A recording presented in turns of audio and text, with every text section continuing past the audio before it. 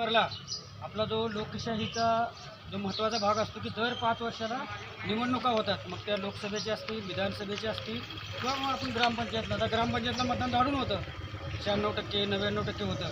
पण आपण ज्यावेळेस आपले लोकप्रतिनिधी निवडतो 5 वर्षासाठी निवडतो, मग आपली कामं करण्यासाठीच करतो. पण आपल्याला आरोग्याची, शिक्षणाची किंवा ग्रामविकासची जे काही कामं व्हावी, गोरगरीब जनतेची कामं व्हावीत म्हणून आपण सरकार निवडलं पाहिजे. तर सरकार निवडण्यासाठी मग आपण घरात बसून सरकार निवडू शकत नाही.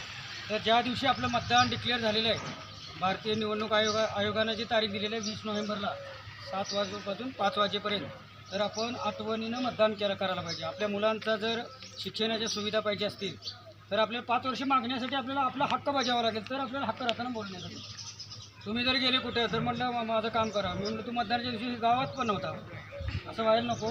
तर आपल्या लोकशाही बळकट करण्यासाठी आपल्याला जो काही देशामध्ये अजूनही मतदानाचा हक्क नाही मामा, काही देशामध्ये मतदानाचा हक्क नव्हता. सुरुवातीला महिलांना पण मतदानाचा हक्क नव्हता आणि ते भांडून घेतलं.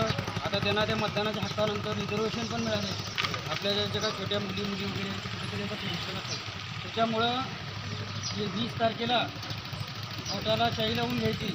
आठवणीनं कुठलंही काम असलं तरी थांबायचं नाही.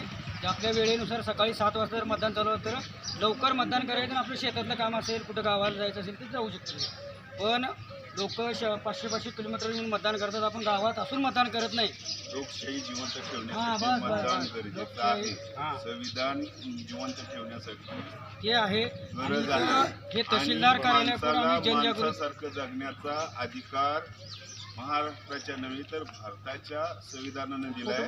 आणि बाबासाहेब आंबेडकरांचं असणारा मुख्य विचार सरणी की संविधानाच्या 19 नुसार माणसाला स्वयं सत्ता म्हणजे त्याला त्याच्या भाषणाची, विचाराची, लेखनाची आणि सामाजिक जीवन, धार्मिक जीवन, आर्थिक जीवन स्वावलंबी करण्याची संविधानाने दिलेली जी ताकद आहे ती ताकद कायमस्वरूपी बांधीत राखायचं असेल तर आपल्या हाताला बोटाला शाई लावून देऊन तुम्ही निपक्षपाती अशा प्रकारचं असणारं मतदान कुणालाही करा, परंतु मतदान हा तुमचा हक्क आहे आणि तो भारताची लोकशाही आणि संविधान टिकण्यासाठी, समृद्ध होण्यासाठी आणि ह्या जगातील सर्वात मोठी लोकशाही भारतामध्ये सुखासमाधान नांदण्यासाठी,